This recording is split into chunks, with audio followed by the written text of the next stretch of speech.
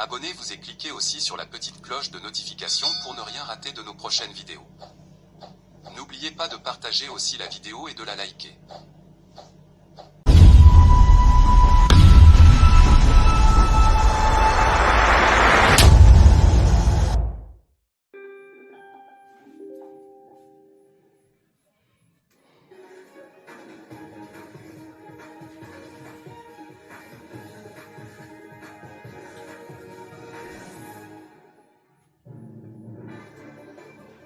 C'est parti pour la grande édition du journal Le Sommaire.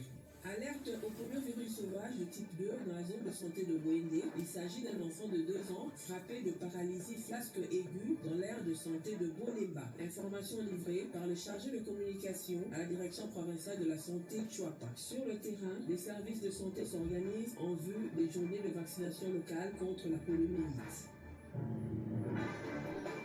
Restauration de l'autorité de l'État dans la partie est de la République démocratique du Congo. Pendant 2 jours, les experts issus des différents services de sécurité analysent la situation sécuritaire dans l'est du pays et singulièrement dans la ville d'Ouvira. Travaux placés sous l'autorité du vice-premier ministre et ministre en charge de l'Intérieur, Sécurité, Décentralisation et Affaires coutumières.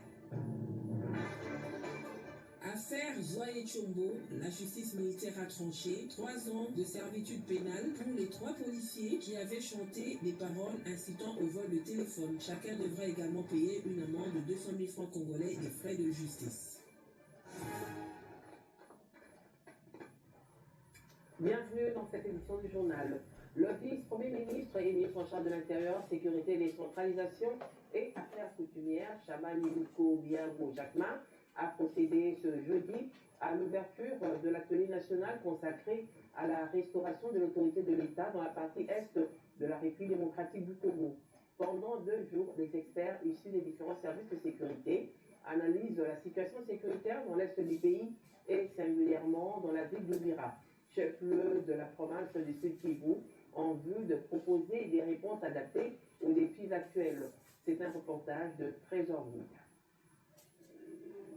Pendant 2 jours, les experts issus des différents services de sécurité analysent la situation sécuritaire dans l'est de la République démocratique du Congo, en particulier dans la ville d'Ouvira, chef-lieu provisoire du Sud-Kivu, en vue de proposer des réponses adaptées aux défis actuels. Après les retraits annoncés des rebelles de la M23, soutenus par le Rwanda, le gouvernement de la République entend renforcer l'autorité de l'État sur toute l'étendue du territoire national. Toutefois, les autorités dénoncent un retrait qualifié des trompeurs, certains éléments rebelles s'étant dissimulés en tenue civile dans la ville afin de commettre des exactions contre les populations civiles. Alors que les rebelles tentaient de placer la ville sous la responsabilité des organisations internationales, le vice-premier ministre Jacquemin Chaban Iluko a rappelé les caractères souverains de la mission de sécurisation du Congolais qui relève exclusivement du gouvernement de la République et non d'une quelconque organisation internationale.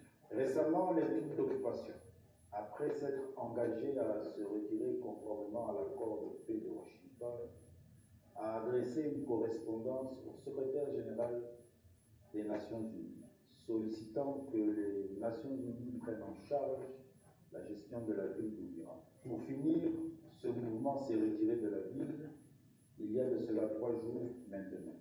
Je tiens à être clair et sans équivoque. Aucune organisation internationale ne peut se substituer à l'État congolais dans l'administration de ses villes, de ses provinces et de son territoire.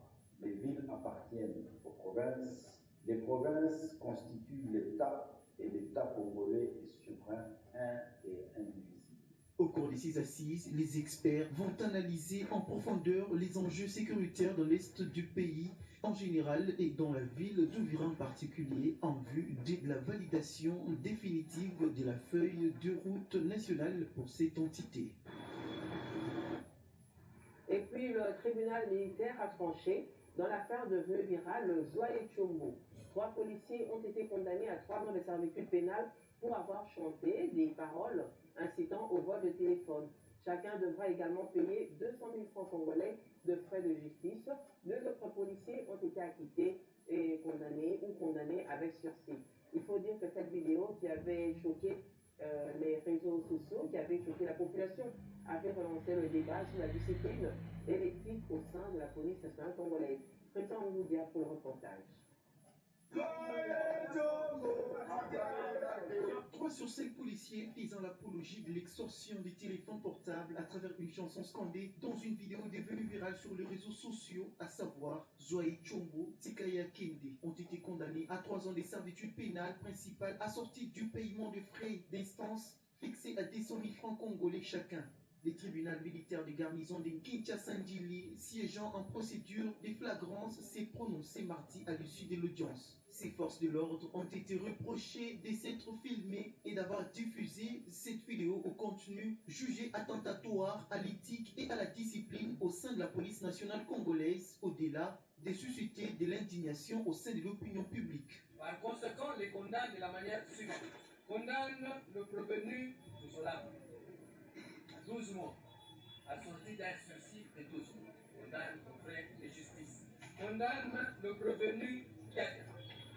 Le prévenu Kabamba et le prévenu Sudane à 3 ans de servitude pénale principale. Les prévenus Kassongo, poursuivis pour non-dénonciation d'une infraction, a été acquitté, alors que Touzolana, également poursuivi pour le même fait, a été reconnu coupable et condamné à 12 mois de servitude pénale avec sursis. Par ces sanctions disciplinaires, les ministères de l'Intérieur et Sécurité, dirigés par les vice-premiers ministres Jacques-Mel Chabani, réaffirme une fois de plus la volonté du gouvernement congolais à bâtir une police professionnelle de proximité et respectueuse des droits humains. Le parquet général près la Cour de cassation demande à l'Assemblée provinciale du Congo central d'autoriser l'ouverture d'une instruction contre le gouverneur Kwanga Manswangi Bilolo Grasse et lui est reproché des faits de malversation financière, non-versement des recettes d'impôts et taxes provinciales et détournement d'environ 1 million de dollars américains. L'action judiciaire intervient à la suite d'un rapport de l'inspection générale des finances datant de l'an dernier. L'autorité provinciale n'est pas encore informée sur les faits lui reprochés et affirme n'avoir pas été confrontée aux faits lors de la mission de contrôle de l'IGF. Et puis à la primature, c'est la première ministre Julie Souminois qui a posé l'avant-midi de ce jeudi 22 janvier la première pierre pour la construction du centre des infrastructures Félix Antoine Tshisekedi Tshilombo. Ce qui cadre dans ce centre plutôt va regrouper les services œuvrant dans les domaines des infrastructures. Et il s'agit d'un immeuble de 17 niveaux, dont 14 étages, un rez-de-chaussée et 2 parkings en sous-sol, qui sera construit en 24 mois. Les détails dans cet élément. La première ministre Judith Suminwa Tuluka suit de près les niveaux d'avancement des préparatifs infrastructurels nécessaires à l'organisation de la 13e session de la conférence de gouverneurs de province et de l'itinérance du chef de l'État prévue dans la province du Kwilu autour du thème transformation du secteur agricole, pastoral et halieutique, développement rural et connexion aux marchés urbains. Convoquée par ordonnance présidentielle du 8 novembre 2025, cette session a été reportée à une date ultérieure par le chef de l'État. Mais sur le terrain, il n'y a pas de répit pour le service commis aux préparatifs de cette grande rencontre.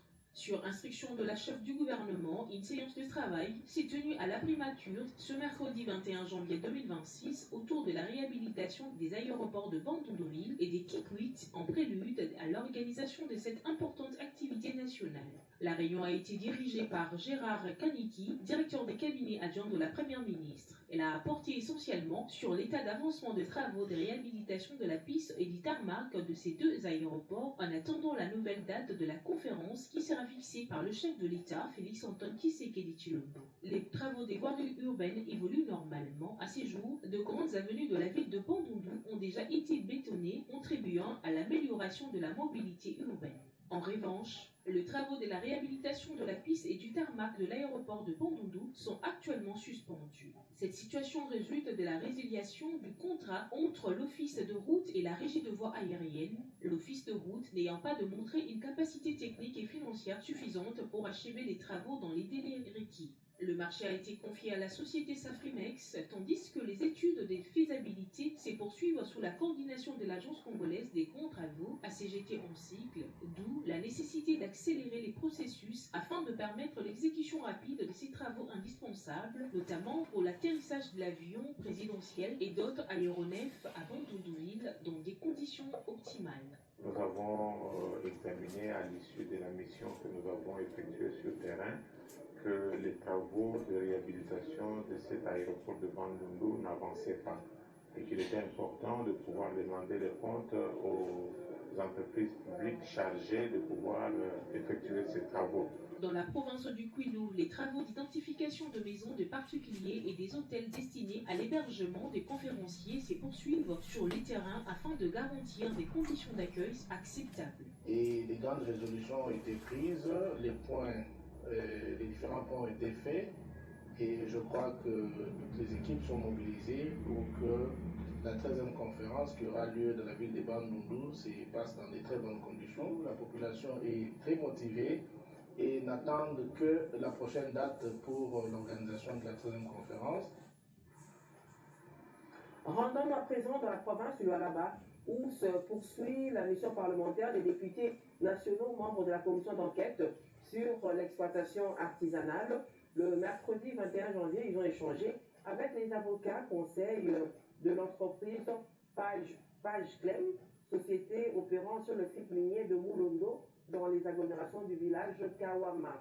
Cet échange visait à collecter les éléments nécessaires à l'éclairage des événements malheureux survenus dans ce site d'exploitation artisanale. Plus de détails dans cet élément de reportage. Les députés nationaux membres de la commission d'enquête parlementaire ont poursuivi leur marathon d'investigation conformément à leur agenda. Conduite par l'honorable Serge Condé Tchembo, la délégation a échangé avec les représentants de l'entreprise Pageclem, une société minière opérant sur les sites de Moulondo. Les discussions ont essentiellement porté sur la collecte des éléments d'information relatifs aux événements malheureux survenus sur ces sites d'exploitation artisanale. À cette occasion, Maître Kadima Kakesse, avocat conseil de la société Pageclem, a salué l'essence élevée d'écoute et des responsabilités des parlementaires. Il a également mis en exergue l'implication déterminante de la chef de l'exécutif provincial dans la recherche d'un dénouement heureux à ce dossier qui avait endeuillé plusieurs familles. C'est dans un climat de sérénité et de respect mutuel que les membres de la commission parlementaire diligentée par l'honorable président Emeboji Sangara se sont séparés de leurs hôtes. Pour remercier l'autorité provinciale qui, lors justement de ces événements, la province a eu à prendre toute la charge et sur base de cela, nous disons encore une fois merci. La commission a été très réceptive justement parce que nous leur avons donné tout ce qu'il y avait comme élément. Ici de rappeler que cette mission s'inscrit dans la volonté des institutions nationales de renforcer la cohésion sociale, la paix et la bonne gouvernance des ressources naturelles dans les provinces minières de la République démocratique du Congo. Restons au Lualaba pour parler de la lutte contre les érosions. Tenez à Joly-Sys-Kivuiza, une intervention nocturne menée par le ministre provincial des Infrastructures et Travaux Publics, Moïse Mouképe, témoigne de la détermination de l'exécutif provincial à apporter des solutions durables afin de protéger les habitations. Les habitants de cette zone ont vivement salué cette initiative qui vise avant tout à préserver les vies humaines conformément à la vision du chef de l'État, Félix-Antoine Tshisekedi Tshilombo. Reportage.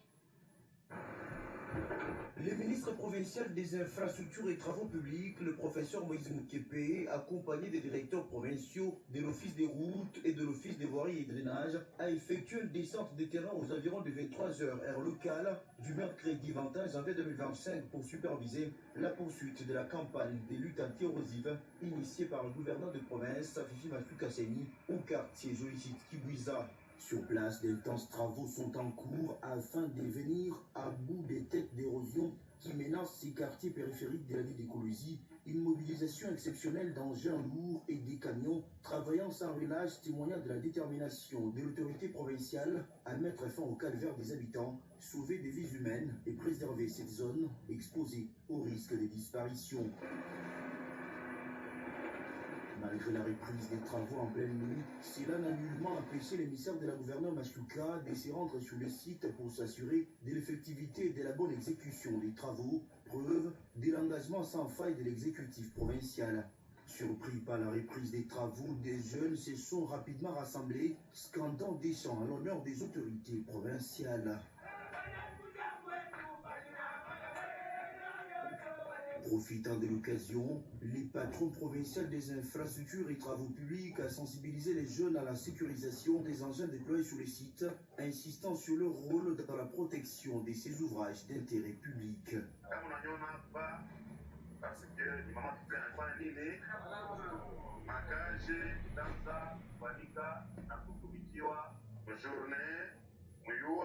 En liesse, la population a salué cette action salvatrice et a exprimé sa profonde gratitude à la chef de l'exécutif provincial Machuka Saififi pour la concrétisation de la vision du président de la République Félix-Antoine Tshisekedi Tshilombo axée sur la protection des populations et l'amélioration du cadre des vies. Nous disons infiniment merci par maman gouverneur.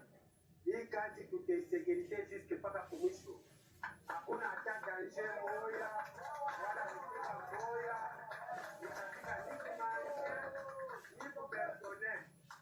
Remercier mama Chichi sana kwa ile kwenda kutoka mkakati ya Kibwiza. Lakini leo tunaona presence ya ministre ya EFTA peo kila nakuja hapa na wanasema drapeau kila wanavifanya kushika. Par cette action, l'exécutif provincial réaffirme sa détermination à restaurer durablement la quiétude et l'espoir au sein des communautés menacées par les têtes d'érosion. Au Sankourou, la route nationale numéro 7 située entre les territoires de Lodja, Lomela et Kolé, en passant par le port de Benadi-Bélé jusqu'au Kasaï central, est dans un état de délabrement très avancé, alors que cette route demeure le véritable poumon de la province. Les menaces sont palpables, le bâtiment du territoire en danger, le trafic commercial entre les territoires est complètement perturbé et occasionne la hausse des prix des produits de première nécessité. Face à cette situation, la société civile invite le gouvernement provincial à une intervention ponctuelle et sollicite l'implication directe et personnelle du gouvernement central afin de pallier ce problème. André Onema Djokekama, président de la société civile renouvelée, a été joint au téléphone de Jean-Élie Senga depuis l'Odja. On l'écoute. Au jour d'aujourd'hui, cette route d'intérêt national est presque coupée à plusieurs parties d'ailleurs en plein centre de l'Odja.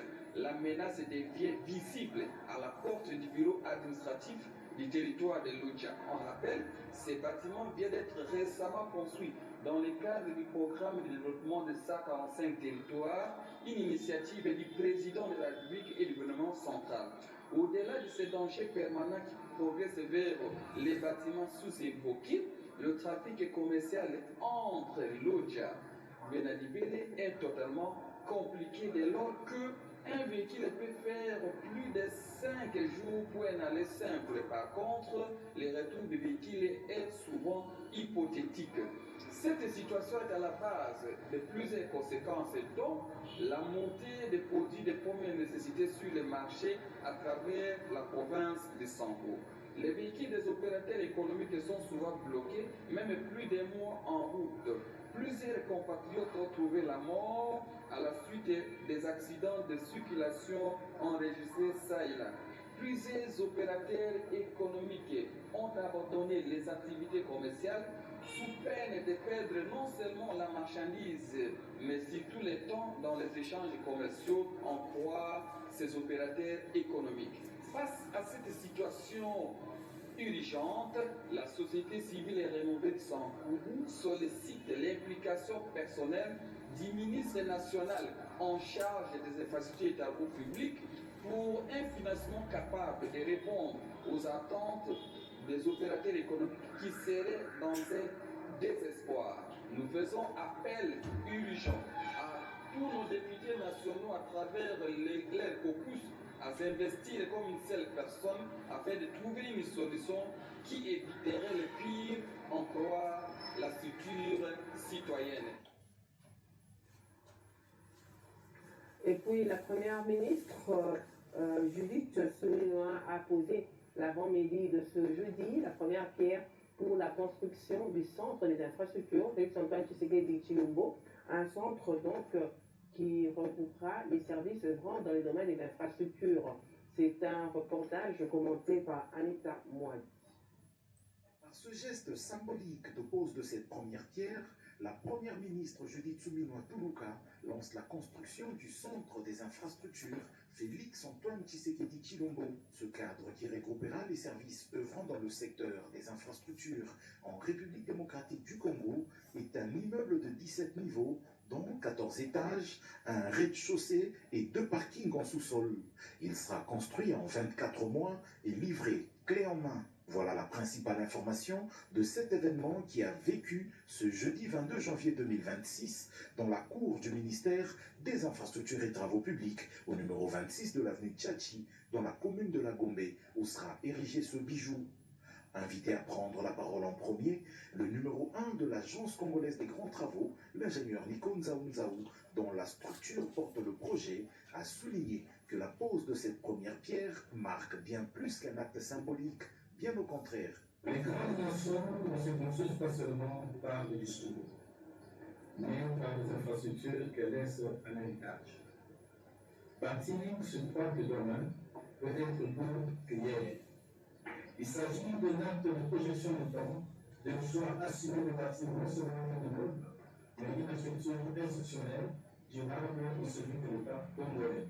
Il a salué la vision et la plaidoirie du ministre des Infrastructures et Travaux Publics, soulignant que ce projet s'inscrit pleinement dans la vision du président de la République, axée sur une administration modernisée, rationalisée et performante. Le représentant de la Société des péages au Congo, Sopeko en sigle, qui assurera l'exécution du projet, a donné les assurances quant au démarrage effectif des travaux dès le lendemain de la pose de la première pierre et la clôture dans les délais. Dans son propos, John Banzalunda, ministre des Infrastructures, qui coordonne ce projet, a rendu un hommage appuyé au président Félix-Antoine Tshisekedi, qui bâtit le Congo pas à pas. Il a rappelé que dans sa vision profonde, le Congo sera bâti par ses propres fils, une vision qu'il a qualifiée de concrète et vérifiable sur le terrain à travers les réalisations visibles partout au pays. Le président de la République, lorsqu'il dit qu'il bâtit le Congo, il le bâtit réellement. Nous avons circulé à travers le pays, nous en avons la preuve. Et pour mieux faire, il a pensé donner un cadre, disponibiliser un cadre où les meilleurs d'entre nous, les meilleurs des Congolais vont l'accompagner dans la conception, vont l'accompagner dans la réalisation des projets structurants. Il faut noter que ce complexe est conçu pour renforcer la gouvernance publique, améliorer la coordination interservices, accélérer les décisions et garantir la transparence ainsi que l'efficacité administrative. Et puis le lancement ce jeudi à Kinshasa de la plateforme numérique Mokengeli par la société civile, le Centre des recherches en finances publiques et développement local. Cet écosystème numérique vise le contrôle citoyen sur l'utilisation des revenus du secteur extractif en RDC. Plus d'explications dans cet élément. Mokengeli, une plateforme numérique de la société civile, centre de recherche en finances publiques et développement local, a vu le jour ce jeudi à Kinshasa au cours d'un atelier. Cet outil informatique de contrôle citoyen de l'utilisation des revenus du secteur extractif en RDC présenté ces jours va servir dans la lutte contre la corruption ainsi que les pratiques frauduleuses, souligne Jess Lentiampa, consultant et expert du CREFDEL. Mokengeli est conçu pour renforcer la surveillance citoyenne. Elle permet aux citoyens de jouer un rôle actif dans le suivi de l'utilisation des fonds issus du secteur extractif, notamment ceux destinés à la réalisation des projets sociaux. Mokengeli va permettre aux citoyens de suivre activement l'utilisation des fonds issus du secteur extractif, surtout de lutter aussi contre la corruption. Conçue pour une approche participative, cette plateforme aborde plusieurs thématiques, à savoir la gestion des fonds publics, La transparence institutionnelle renchérit ses consultants. Mokengeli va se concentrer sur le suivi des investissements dans le secteur de l'éducation, la santé, les infrastructures communautaires et autres infrastructures financées par les revenus extractifs. On a le deuxième palier, c'est la gestion des fonds publics, c'est-à-dire la surveillance du circuit de gestion des ressources issues du secteur minier et pétrolier. Et enfin, la transparence institutionnelle. Désormais, cette plateforme, accessible via le site officiel du CREFDEL, donne aux citoyens congolais l'occasion de s'exprimer sur la gestion de ces ressources. Mokengeli donne aux citoyens le moyen de s'exprimer et d'influencer la gestion des ressources qui leur appartiennent, transformant la surveillance passive en participation active. Le système de dénonciation anonyme protège les citoyens tout en garantissant que les irrégularités soient identifiées et traitées de manière juste. La cérémonie a connu la participation des experts de l'ITIE, de l'Union européenne et du procureur général près la Cour des comptes. Et puis parlons de la découverte d'un cas de poliovirus sauvage du type 2 dans la zone de santé de Bwende. Il s'agit d'un enfant de 2 ans frappé de paralysie flasque aiguë dans l'aire de santé de Bolemba.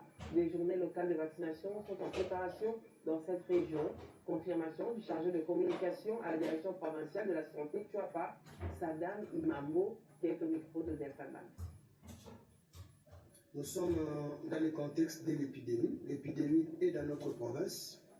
Cette épidémie a été confirmée depuis le 25 novembre de l'année passée où il y a un cas de poliovirus du type 2 qui a été confirmé à la zone santé de Bwende dans l'aire de santé Bolemba. Alors, au vu de ce contexte, le gouvernement, avec l'appui de ses partenaires, compte organiser rapidement une journée locale de vaccination. Alors, cette journée locale de vaccination va commencer ce 29 janvier pour terminer le 31 janvier avec les jours de ratissage. Alors, pourquoi nous organisons cette journée locale de vaccination? Parce que cet enfant qui vient d'être confirmé, l'épidémie est dans notre province. Alors, un enfant paralysé de la poliomyélite a la possibilité de contaminer 200 autres enfants. Imaginons maintenant que si cet enfant-là contamine 200 enfants, et que ces 200 enfants contaminent encore les enfants, donc dans un laps de temps, nous aurons beaucoup d'enfants qui souffrent de la poliomyélite ou qui ont des... Abonnez-vous et cliquez aussi sur la petite cloche de notification pour ne rien rater de nos prochaines vidéos. N'oubliez pas de partager aussi la vidéo et de la liker.